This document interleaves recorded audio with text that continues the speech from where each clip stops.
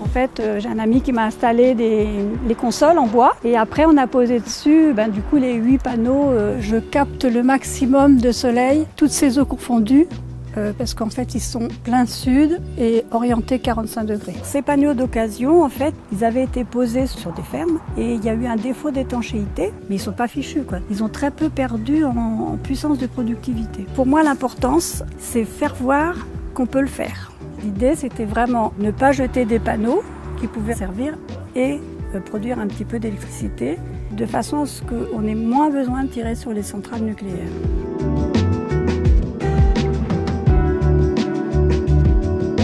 Il y a un des amis de Énergie Vendômoise qui m'avait dit « Quand on installe des panneaux photovoltaïques chez soi, on cherche à savoir ce qu'on consomme, quand on le consomme. »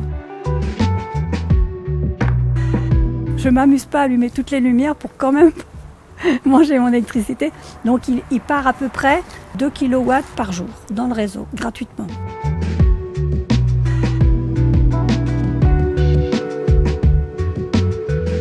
Sur ce sujet, Veolia a un double objectif. D'abord, mettre à profit toutes les surfaces qui s'y prêtent, nos centres de stockage de déchets par exemple, les bâtiments que nous gérons dans tous les territoires de France, pour y installer des panneaux photovoltaïques.